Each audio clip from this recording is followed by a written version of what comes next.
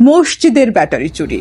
চোরের কোনো ধর্ম নাই বা চোরের না শুনে ধর্মের কাহিনী, প্রবাদগুলো যেন আর একবার সত্য প্রমাণিত হলো। পুরো পরিবার জড়িত চুরির পেশায়। গতকাল টার্গেট ছিল চুয়ারিপাড়া জামে মসজিদের ব্যাটারি চুরি। রাজশাহী জেলার দুর্গাপুর উপজেলার ১ নং নওপাড়া ইউনিয়নের পুরান তাহিরপুর গ্রামে অবস্থিত চুয়ারিপাড়া। তবে গতকাল চোরের ভাগ্য ছিল না সহায়। চুরির সময় ধরা পড়ে জনগণের হাতে।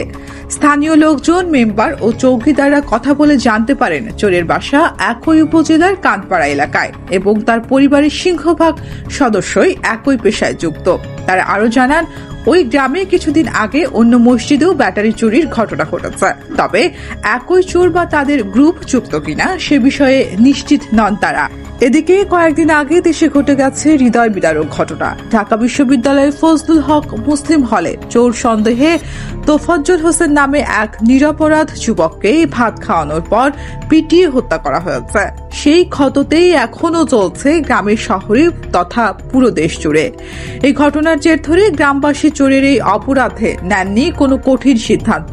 এমনটি আমাদের জানিয়েছেন রিমন পলক নামে স্থানীয় এক যুবক। স্থানীয়দের মধ্যে হাসান হাবিব, মালিক মেম্বার সহ যারা জিজ্ঞাসাবাদে ছিলেন, জিজ্ঞাসাবাদ শেষে এই ধরনের অপরাধ আর না করার জন্য সতর্ক করে তাকে। পরবর্তীতে এমন কাজ করলে আইনি কঠোর ব্যবস্থা নেওয়া হবে বলে জানিয়ে ছেড়ে দেন চোরকে।